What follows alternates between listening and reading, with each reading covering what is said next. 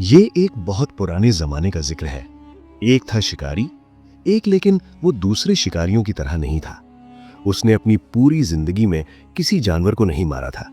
वो किसी जानदार को मारने के लिए हाथ उठा ही नहीं सकता था। बस उसके पास एक जाल था और एक बांसुरी, जिस पर वो बहुत सुरीली धुनें बजाया करता था। वो रोजाना जंगल में जाता, जाल बिछाता और जाल से कुछ दूर जाकर बांसुरी बजाने लगता। उसकी बांसुरी की दिलकश आवाज सुनकर परिंदे उड़े चले आते। वो इंतजार करता और जैसे ही कोई परिंदा उसके बाल के पास आता, वो रस्सी खींचकर उसे जाल में बंद कर लेता। फिर वो उस परिंदे को दाना खिलाता, उनका ख्याल रखता और उनकी प्यारी प्यारी आवाजें सुनता। जब कभी उसे पैसों की जरूरत पड़ती तो वो उनमें से 2-3 परिंदे बेच देता। परिंदों के इस शिकारी का एक बेटा था जिसका नाम बहजाद था।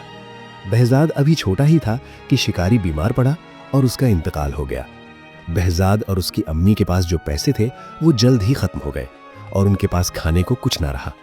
जिंदगी बड़ी मुश्किल से गुजरने लगी। बहजाद छोटा था मगर बहुत हिम्मत और सब्र वाला था। काम काज में अपनी अम्मी की मदद करता और जो वक्त मिलता उसमें वो जंगल चला जाता जहां उसके अब्बू परिंदे पकड़ा करते थे। आखिर एक रोज उसने अपनी माँ से कहा, अम्मी अब मैं बच्चा नहीं रहा, 15 साल का हो गया हूँ। अब्बू के बाद आपने बहुत मेहनत की है, अब आप मुझे अब्बू का जाल और बांसुरी ला दीजिए। कल से मैं भी जंगल जाकर परिंदे पकड़ा करूंगा। उसकी अम्मी जानती थीं कि वो बड़ा बहादुर लड़का है और जंगल का चप्पा चप्पा उसने देख रखा है, इसलिए उन्होंने उसे बांसुरी और जाल लाकर दे दिया। अगली सुबह बहजाद जल्दी उठ गया और जंगल को चला। न उसे किसी चीज का डर था, न ये ख्याल कि रास्ता भूल जाऊंगा, क्योंकि वो जंगल के एक एक दरख्त को पहचानता था। घने जंगल में दूर तक निकल गया और बांसुरी बजाने लगा, लेकिन पूरे दिन में एक परिंदा भी उसके पास न आया। आखिर जंगल में शाम का अंधेरा फैलने लगा तो वो थका मांदा खाली हाथ घर लौट आया। उसकी अम्मी जानती थीं कि यही होगा। परिंदे पकड़ना इतना आसान नहीं है कि कोई एक ही दिन में ये काम सीख ले। उन्होंने बेटे को तसल्ली दी और समझाया, बेटे तुम्हारे अब्बू भी फौरन परिंदे पकड़ने में माहिर नहीं हो गए थे। अभी तुम्हें इस काम को सीखने में बहुत मेहनत करनी पड़ेगी। बहजाद हिम्मत हारने वाला नहीं था। उसने मुस्तकिल मिजाजी से ये काम जारी रखा।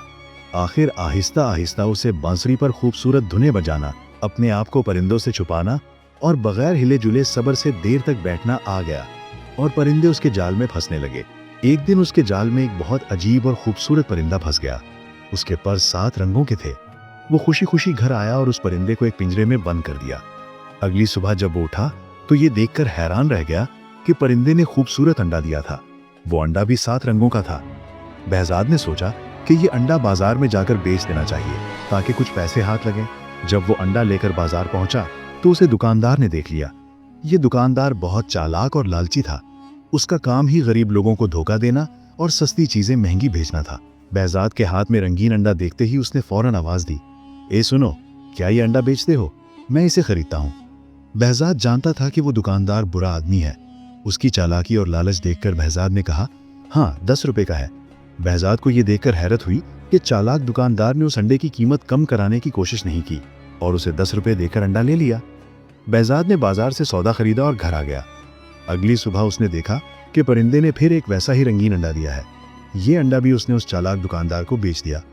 इस तरह वो परिंदा रोजाना एक खूबसूरत और रंगीन अंडा देता और बहजाद उसे बेच आता और यूं माँ बेटे मजे से गुजर बसर करने लगे।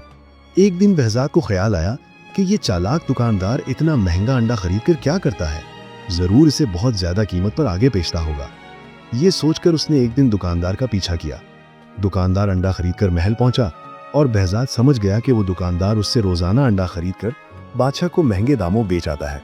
बहजाद ने सोचा कि क्यों ना मैं खुद अंडा लेकर बादशाह के पास जाऊं और ज्यादा रकम पाऊं। उसने ऐसा ही किया। बादशाह ने उसे एक अंडे के 100 रुपए दिए। जब चालाक दुकानदार ने देखा कि बहजाद अब उसे अंडे नहीं बेचता बल्कि खुद महल में जाकर बादशाह को बेच आता है तो उसे बड़ा गुस्सा आया। बहजाद को सबक सिखाने के लिए वो एक दिन बादशाह के पास गया और कहा, बादशाह सलामत, आप बहजाद से इतना महंगा अंडा क्यों खरीदते हैं? ये अंडे तो आपको बिल्कुल मुफ्त में मिल सकते हैं। बहजाद के पास एक अजीब और खूबसूरत परिंदा है जो ये अंडे देता है। आप उससे ये परिंदा छीन लीजिए, आपके पास अंडा और परिंदा मुफ्त में होंगे। बादशाह ने बहजाद को हुक्म दिया कि परिंदा फौरन ले आओ। बहजाद समझ गया कि ये चालाक दुकानदार की शरारत है, क्योंकि बादशाह इतना बेवकूफ है कि वो कभी ये नहीं सोच सकता था कि अंडे कहाँ से मानने से आते हैं। लेकिन वो मजबूर था क्योंकि बादशाह का हुक्म ना मानने पर उसे कोई सख्त सजा भी दे सकता था। बहजाद ने अपना परिंदा बादशाह को दे दिया, लेकिन उसने हिम्मत नहीं हारी। उसने अपनी बांसुरी और जाल उठाया और जंगल को निकल गया। उसने ऐसी दिलकश बांसुरी बजाई कि जंगल के कोने कोने से परिंदे निकल कर उसके पास आने लगे। उसके जाल में कभी तीतर फंसता, कभी फाख्ता तो कभी बुलबुल। इनको बेचकर दोनों माँ बेटे हंसी खुशी जिंदगी गुजारने लगे। बहजाद पूरे शहर में मशहूर हो गया। जब किसी को कोई परिंदा पालना होता, वो बहजाद के पास आता और उससे परिंदा खरीद कर ले जाता। चालाक दुकानदार ने ये देखा तो बहजाद से कहा, ये परिंदे तुम मुझे बेचा करो। बहजाद समझ गया कि वो उससे परिंदे सस्ते खरीद कर लोगों को महंगे बेचेगा, इसलिए उसने इनकार कर दिया। चालाक दुकानदार को बहुत गुस्सा आया। वो बादशाह के पास गया और उससे कहा, बादशाह सलामत, आपने जो परिंदा बहजाद से लिया था वो अकेला होने की वजह से उदास रहता है। आप बहजाद से कहिए कि ऐसा ही एक और परिंदा पकड़ लाए ताकि आपका परिंदा अपने साथी के साथ खुश रहे। बादशाह की खोपड़ी में भूसा भरा हुआ था। उसने सोचा कि दुकानदार ठीक कहता है। उसने बहजाद को बुलवाया और उसे हुक्म दिया कि मेरे परिंदे का साथी ऐसा ही एक और परिंदा पकड़ लाओ, वरना तुम्हारी खैर नहीं। बहजाद ने कुछ कहने की कोशिश की, लेकिन बादशाह ने कहा, मैं एक लफ्ज भी सुनना नहीं चाहता। मैं तुम्हें 40 दिन की मोहलत देता हूं। अगर 40 दिन के अंदर अंदर तुम ऐसा ही एक और परिंदा ना लाए तो तुमको जान से मार दिया जाएगा। बहजाद परेशान तो हुआ, लेकिन उसने हौसला रखा और बांसुरी और जाल लेकर जंगल पहुंच गया। उसने दिन रात एक कर दिया। ऐसा अजीबोगरीब परिंदा कहां से मिलता, लेकिन उसकी मेहनत रंग लाई और आखिर उसके जाल में वैसा ही एक और फंस गया। बहजाद ने परिंदा पकड़ा और उसे ले जाकर बादशाह को दे दिया। बादशाह ने परिंदा तो ले लिया, लेकिन उसे एक पैसा भी न दिया। बहजाद समझ गया कि बादशाह भी दुकानदार की तरह है। फर्क यह है कि वो चालाक है और ये बेवकूफ। बादशाह तो परिंदा लेकर खुश हो गया, लेकिन चालाक दुकानदार को बड़ा गुस्सा आया। वो जानता था कि बहजाद बहुत बहादुर, मेहनती और ज़हीन लड़का है। वो जरूर एक ना एक दिन उससे बदला लेगा। उसका ख्याल था कि बहजाद दूसरा परिंदा नहीं ला सकेगा और बादशाह उसे मरवा देगा। लेकिन उसे अब बहजाद से डर लगने लगा कि कहीं वो उसको किसी मुसीबत में न डाल दे। इसलिए उसने बहजाद को फंसाने की एक और तरकीब सोची। वो बादशाह के पास पहुंचा और कहने लगा, बादशाह सलामत, आपको शायद मालूम नहीं कि जो परिंदे आपको बहजाद लाकर देता है उनकी जान एक फूल में है। बादशाह ने पूछा, वो कैसे? दुकानदार ने कहा, मैंने बड़े बूढ़ों और अक्लमंदों से सुना है कि ये परिंदे साल में एक बार सुम्मन का फूल जरूर सूंघते हैं। अगर ये फूल इनको सूंघने को ना मिले तो ये मर जाते हैं, और ये फूल काले देव के बाग में उगते हैं। बादशाह ने कहा, लेकिन हमारे पास ये फूल कहां से आएंगे, क्योंकि काला देव तो अपने बाग में किसी को नहीं आने देता, और कोई वहां पहुंच भी जाए तो वो उसे मार डालता है। दुकानदार ने कहा, हुजूर, ये काम तो पूरे मुल्क में एक ही लड़का कर सकता है। उसका नाम बहजाद है। उसे बुलाकर कहिए कि फौरन सुम्मन का फूल लेकर आए। बादशाह ने फिर वही किया जो दुकानदार ने कहा था, यानी बहजाद को बुलवा कर कहा, काले देव के बाग से समन नाम का फूल लेकर आओ, वरना मेरे परिंदे मर जाएंगे। बहजाद ने कहा, बादशाह सलामत, मैंने अपना परिंदा आपको दे दिया। आपने कहा इसका साथी लाओ, मैंने वो भी पकड़ कर ला दिया, लेकिन आपका ये हुक्म अजीब है। मुझे तो ये मालूम नहीं कि काले देव का बाग कहाँ है। ये तुम उस दुकानदार से पूछो, उसे सब मालूम है। बादशाह ने जवाब दिया। बहजाद ने कहा, हजूर, अगर दुकानदार इतना ही अक्लमंद है और उसे सब मालूम है तो उसी से कह दीजिए कि खुद समन का फूल लेकर आए। बादशाह ने कहा, नहीं, दुकानदार कहता है कि सिर्फ तुम ही ये काम कर सकते हो, और अगर मेरे परिंदे मर गए तो मैं तुम्हें और तुम्हारी माँ को मरवा दूंगा। बहजाद समझ गया कि इस बेवकूफ़ बादशाह को कुछ कहना दीवार से सर फोड़ना है, और ये सारी शरारत दुकानदार ही की है। इसलिए वो चुपचाप घर वापस आ गया। उसने दिमाग लड़ाना शुरू किया कि क्या किया जाए। इस शहर में एक बूढ़ा आदमी रहता था। वो बहुत अक्लमंद था। बहजाद उसके पास गया और उसे सब कह सुनाया और पूछा कि क्या ये सच है कि समन नामी कोई ऐसा फूल है जो काले देव के बाग में उगता है और उसे सूंघे बगैर वो परिंदे जिंदा नहीं रह सकते? बूढ़े ने कहा, हाँ, ये सच है। ये परिंदे साल में एक दिन जरूर ये फूल सूंघते हैं। यहाँ तक कि अगर कहीं दूर दराज इलाके में चले जाएं तो भी बाहर के मौसम में इस फूल के पास जरूर जाते हैं। इसलिए काला देव अपने बाग में ये फूल जरूर लगाता है। इस तरह ये अजीब परिंदे हर वक्त उसके बाग में रहते हैं। बहजाद ने पूछा, अगर मैं उसके बाग से वो फूल तोड़ लाऊं तो क्या परिंदे भी इस फूल के पीछे पीछे आएंगे? बूढ़े ने कहा, हाँ बिल्कुल, लेकिन उस फूल तक पहुंचना बहुत मुश्किल है। इस बाग का एक ही दरवाजा है और उसे काले दियो के सिवा और कोई नहीं खोल सकता। बहजाद ने कहा, मैं उसे खोल लूंगा, बस मुझे आप इसका पता बता दीजिए। बूढ़े ने उसे काले देव के बाग का पता बता दिया और ये भी कहा कि बड़े बड़े पहलवान और बहादुर लोग वहां गए थे, लेकिन कोई भी जिंदा वापस नहीं आया। देव बहुत ताकतवर है, तुम कोशिश करना कि किसी तरह छुप कर रहो। अगर वो तुम्हें देख न सका तो तुम्हारी जीत होगी, वरना वो तुम्हें मार डालेगा। बहजाद ने हर बात अच्छी तरह समझ ली और अगले दिन सुबह ही सुबह चल पड़ा। वो चलता गया, आखिर वो काले देव के बाग तक पहुंच गया। बाग का एक ही दरवाजा था जो बहुत बड़ा था और बड़ी बड़ी चट्टानों को मिलाकर बनाया गया था। कई पहलवान मिलकर भी उसे हिला नहीं सकते थे। वो दरवाजे के करीब बैठ गया, लेकिन वो इतना थका हुआ था कि उसे फौरन नींद आ गई। उसकी आंख शोर से खुली। शोर ऐसा था कि लगता था कि जैसे आंधी आ रही है। शोर करीब आता जा रहा था। वो समझ गया कि काला देव बाग के अंदर जा रहा है। वो फौरन छुप गया। देव उसे न देख सका और उसके करीब से गुजर गया। बहजाद को ऐसा लगा कि जैसे कोई पहाड़ उसके बराबर से गुजरकर जा रहा है। देव ने बाग का दरवाजा खोला। बहजाद सांस रोके दबे पांव उसके पीछे पीछे चला और जैसे ही वो बाग के अंदर गया, बहजाद भी अंदर चला गया और फौरन एक झाड़ी के पीछे छुप गया। जंगल में परिंदे पकड़ने के काम में उसे बहुत देर तक मिले जुले बगैर छुप कर रहना पड़ता था। ये आदत उसे यहाँ बहुत काम आई। देव को पता भी नहीं चला कि कोई उसके पीछे पीछे बाग के अंदर आ गया है। वो बाग बहुत खूबसूरत था। उसमें अजीब अजीब रंग के ऐसे फूल थे कि बहजाद दंग रह गया। उसमें ऐसे परिंदे थे जो उसने पहले कभी नहीं देखे थे। बहजाद रात को वहीं छुपा रहा। सुबह काला देव फिर बाहर आया। शायद वो शिकार की तलाश में जा रहा था। जब देव चला गया तो बहजाद झाड़ी के पीछे से निकला और बाग में समन नाम का फूल तलाश करने लगा। उसे वहां वैसे ही परिंदे भी नजर आए जैसे उसने बादशाह को दिए थे, लेकिन उसे मालूम न था कि समन कौन सा फूल है। वहां तो हर तरह के फूल थे। बाग में घूमते घूमते उसे एक बहुत बड़ा मकान नजर आया। देव उसमें रहता था। बहजाद उसके अंदर चला गया। उस मकान में 40 कमरे थे। हर कमरा दूसरे से बढ़कर खूब था, लेकिन पूरे मकान में कोई नहीं था। आखिर जब वो 40वें कमरे में पहुंचा तो उसे किसी के रोने की आवाज सुनाई दी, लेकिन वहां कोई नहीं था। उसे लगा कि आवाज कालीन के नीचे से आ रही है। उसने कालीन उठाया तो फर्श में एक दरवाजा बना हुआ था।